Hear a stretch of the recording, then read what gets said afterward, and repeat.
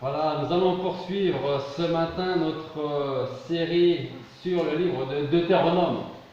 Alors, juste pour un petit rappel, les premières questions qu'on s'était posées au début de cette étude de Deutéronome, on se disait à quoi va me servir le fait de lire un livre qui est tellement vieux, hein? Ça, c'est l'Ancien Testament. Peut-être que les plus jeunes diront c'est pour les plus anciens.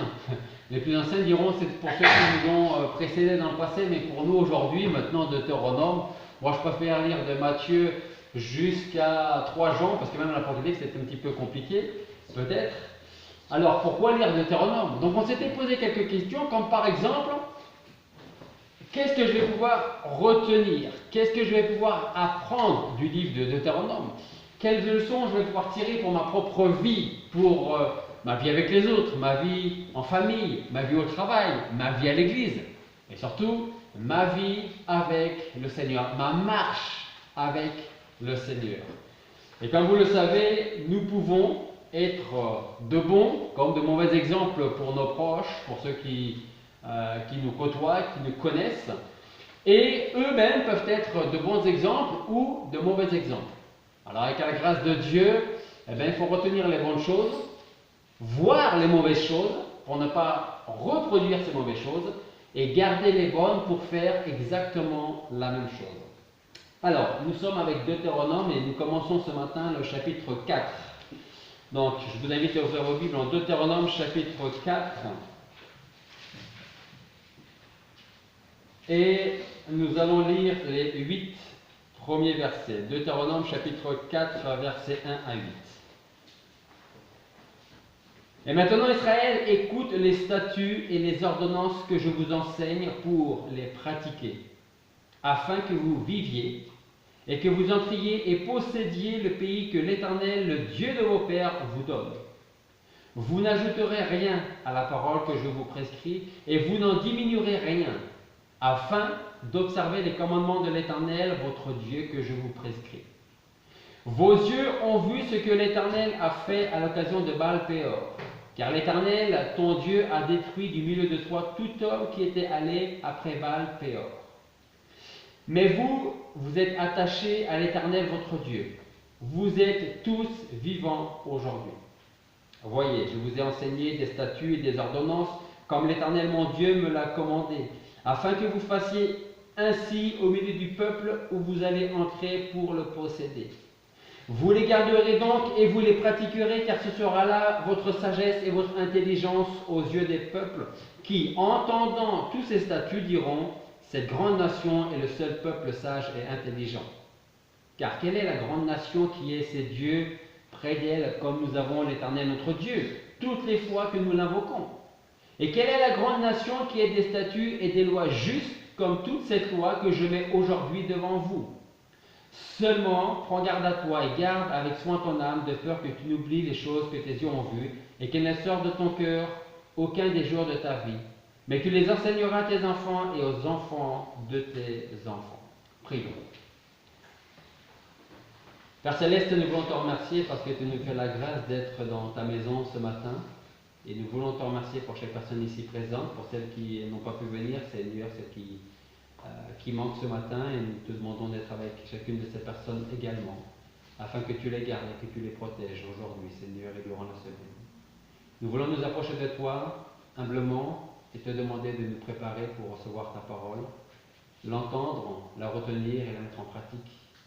Et qu'une fois de plus, nous puissions voir les bonnes choses du peuple d'Israël dans le désert, mais aussi ces mauvaises choses, leurs mauvais choix, leur mauvaise manière de vivre, Seigneur, afin de ne pas reproduire cela. Et tout cela dans le but d'être agréable et de marcher selon ta volonté, selon ce que tu attends de nous. Dispose-nous favorablement donc, Seigneur, ce matin.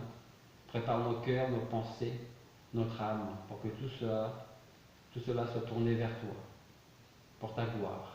C'est en ton nom que nous te prions. Amen. Une petite question. Vous est-il déjà arrivé de dire ou de vous dire, eh bien, un tel a été pas très sympa avec moi, voire méchant, donc je ne ferai plus rien pour lui ou pour elle? Vous êtes déjà arrivé? Hein? Je vous dis ça parce que, au moment où nous lisons ce passage, cet événement dans la vie du peuple d'Israël, Moïse sait déjà qu'il ne va pas rentrer dans le pays promis. Vous vous souvenez pourquoi? Dieu lui a demandé de faire quelque chose et lui a fait la chose, mais à sa manière à lui. Et pourtant, malgré le fait qu'il sait qu'il ne va pas rentrer dans le pays promis, ce qui m'a ressorti, ce qui m'est apparu en premier lieu quand je préparais cette prédication, c'était le fait que Moïse, en sachant qu'il ne va pas rentrer dans le pays promis, continue à servir l'Éternel. Et il va continuer à dire à ceux qui vont rentrer dans le pays ce qu'ils doivent faire. Je dis ça parce que peut-être que si nous avions été à la place de Moïse, on va rappeler qu'il a commis ce péché. Dieu lui a dit, tu parleras au rocher. Moïse a rassemblé le peuple devant le rocher, sauf qu'au lieu de parler au rocher, il a frappé 2 fois le rocher. Et à cause de ce péché, on a vu que Moïse n'est pas ou ne va pas rentrer dans le pays promis. Donc, essayez de vous mettre à la place de Moïse un peu. Qu'est-ce que nous aurions fait? J'ai péché, c'est vrai, mais à cause, d'ailleurs Moïse le dit, à cause de vous. L'Éternel s'est mis en colère à cause de vous. Et il aurait pu dire, à cause de vous, je ne vais pas entrer dans le pays promis. Alors, chacun se connaît mieux que l'autre.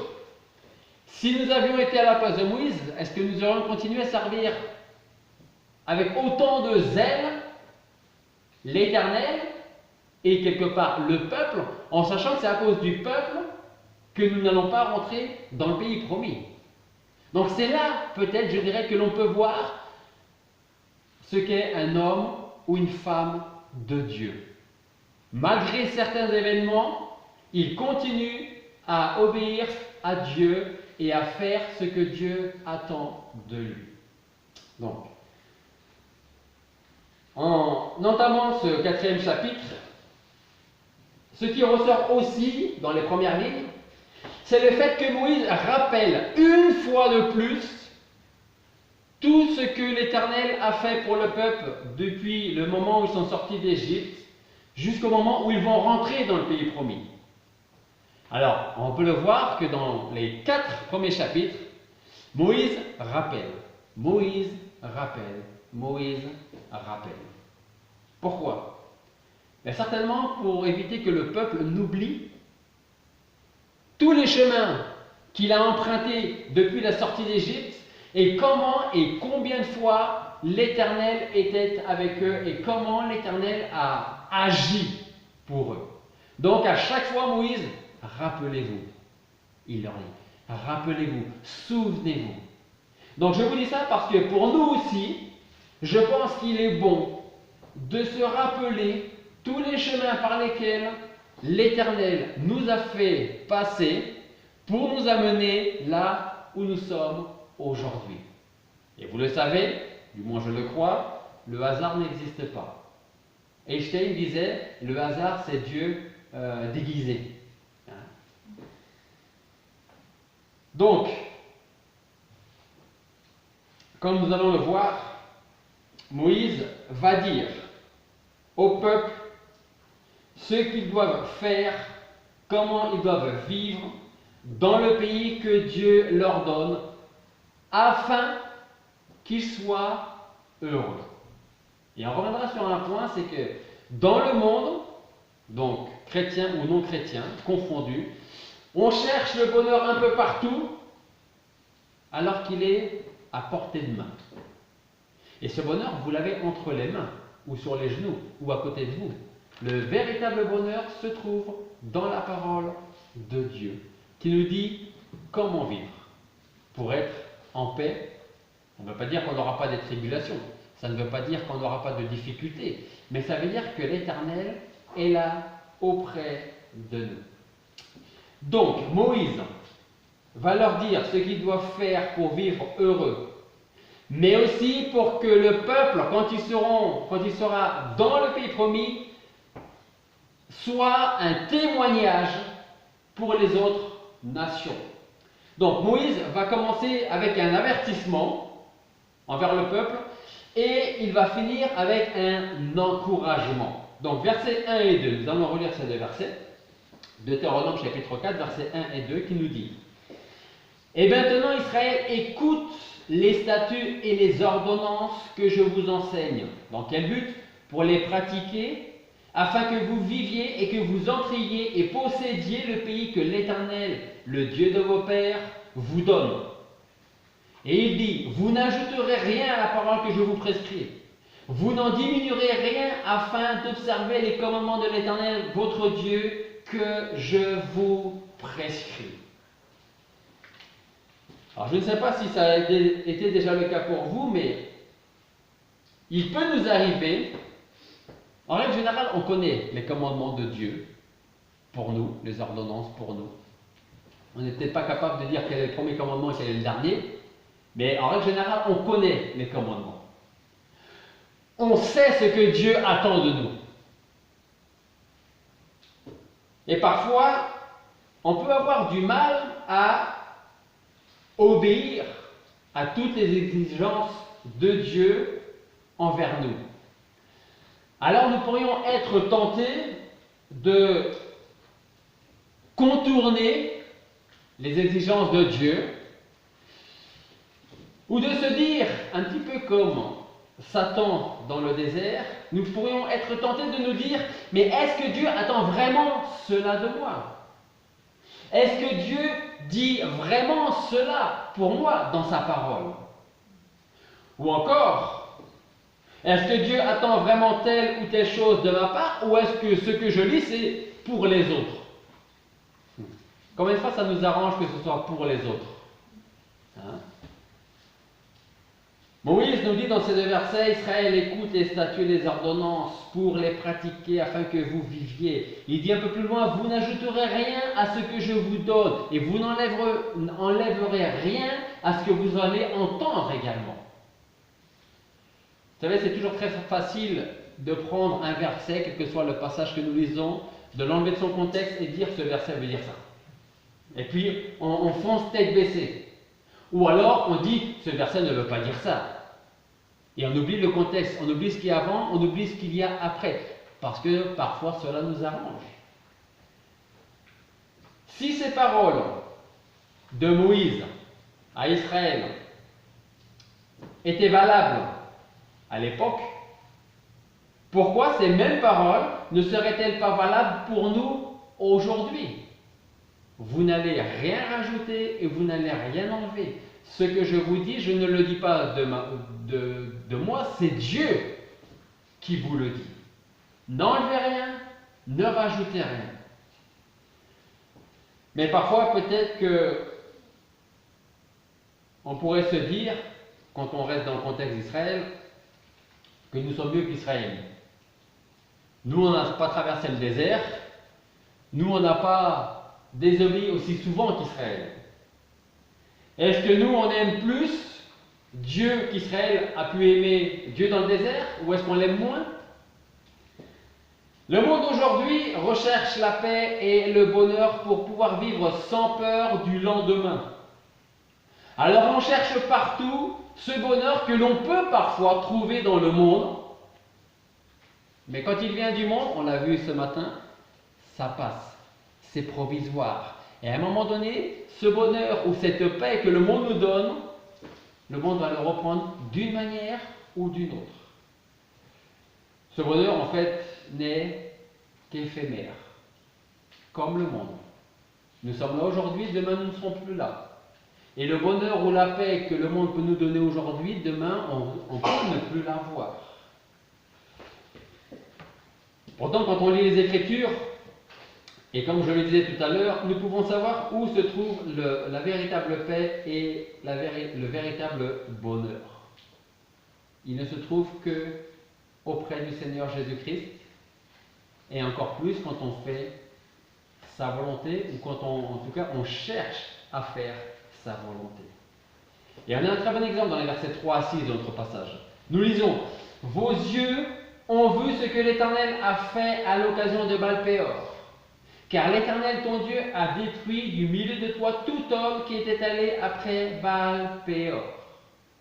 Dans ces versets, on va lire la suite après, dans ces premiers versets, nous avons ici le sort de ceux qui connaissent Dieu et qui pourtant se sont détournés de Dieu. Et ils sont allés vers d'autres peuples, d'autres nations, et ils ont adoré d'autres idoles, d'autres dieux que le seul et unique vrai Dieu. Et qu'est-ce qui leur arrive? Moïse dit, l'Éternel, ton Dieu, a détruit du milieu de toi tout homme qui était allé après Baal-Péor. Mais voici aussi le sort de ceux qui sont fidèles à Dieu et qui veulent vivre et suivre les ordonnances de Dieu. C'est la suite du passage, versets 3 à 6. Mais vous, qui vous êtes attachés à l'Éternel, votre Dieu, vous êtes tous vivants aujourd'hui. Voyez, je vous ai enseigné ces statuts et les ordonnances, comme l'Éternel mon Dieu me l'a commandé, afin que vous fassiez ainsi au milieu du peuple où vous allez entrer pour le posséder.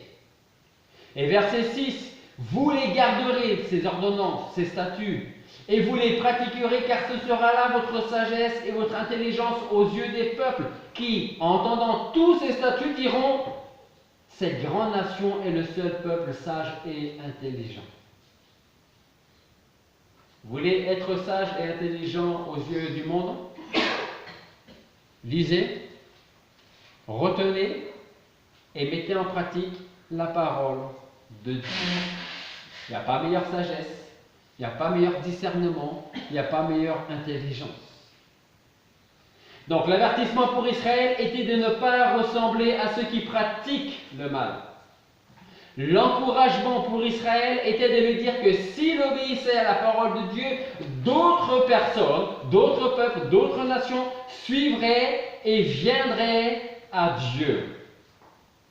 Vous imaginez un peu l'encouragement, ici l'exhortation, pour nous aussi de savoir que notre obéissance peut amener d'autres personnes à Dieu et donc à Jésus-Christ.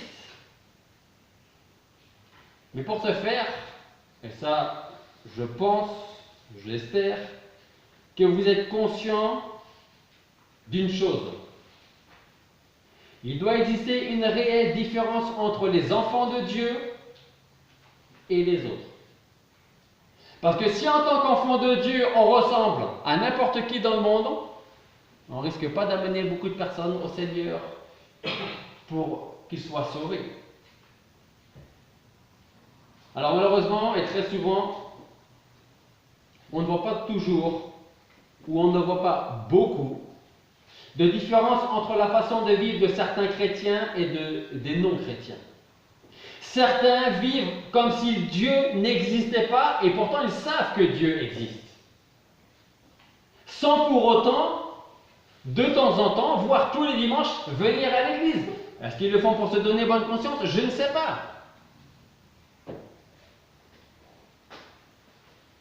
Mais peut-être devrions-nous nous poser une question. C'est quoi un chrétien? Comment devient-on chrétien? Est-ce que je suis chrétien parce que je suis né dans un pays chrétien? Est-ce que je suis chrétien parce que mes parents, ma famille est chrétienne?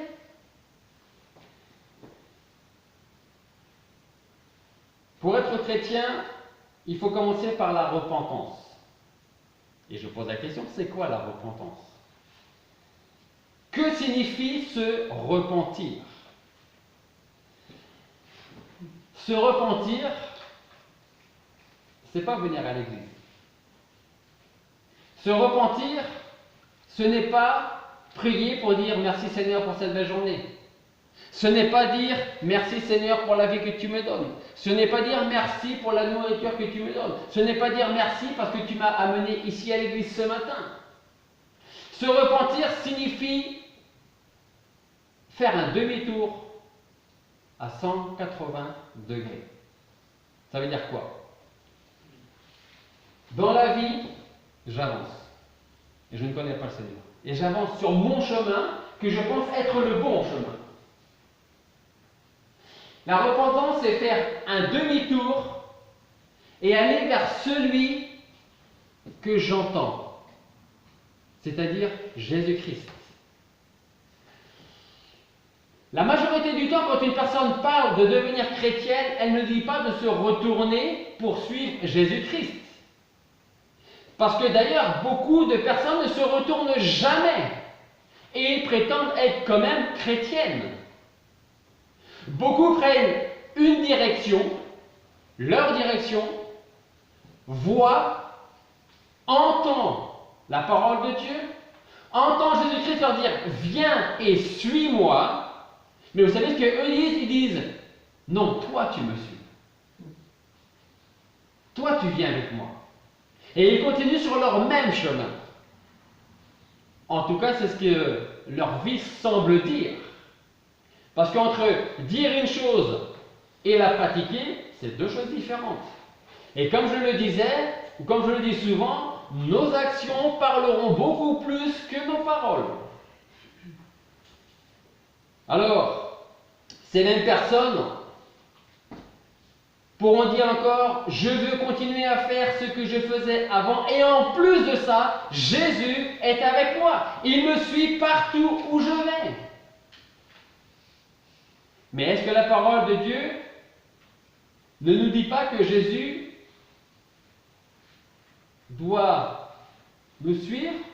Ou est-ce que la parole de Dieu nous dit que nous devons, nous, suivre Jésus? À travers la repentance, nous sommes censés voir Jésus derrière nous.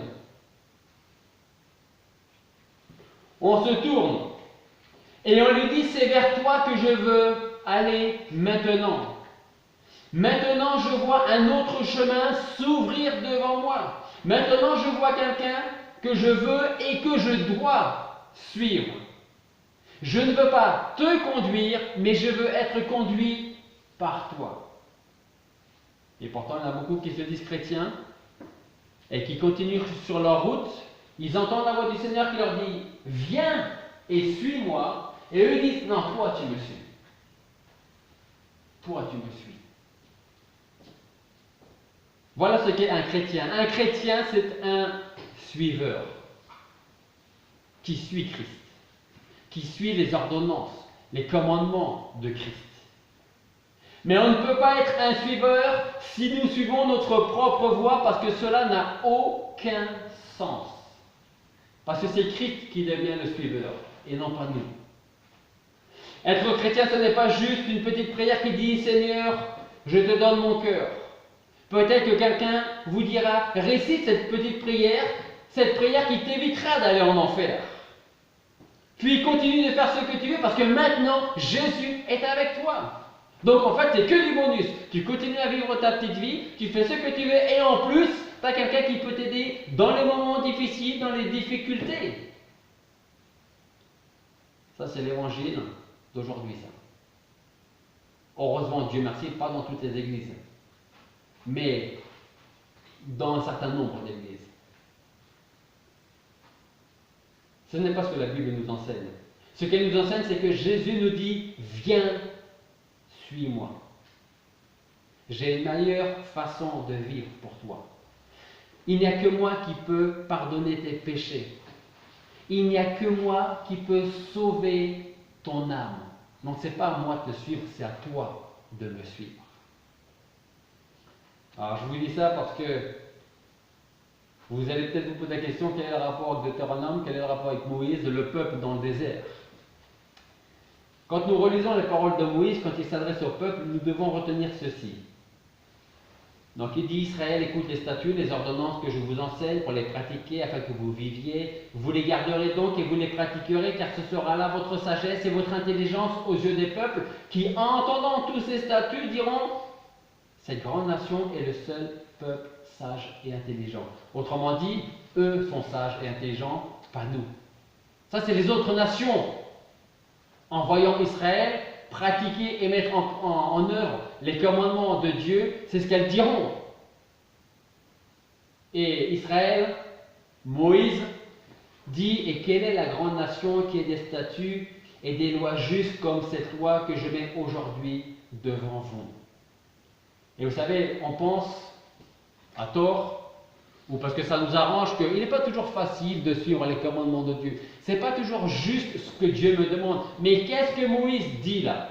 Il dit, Quelle est la grande nation qui ait des statuts et des lois justes, comme cette loi que je mets aujourd'hui devant vous?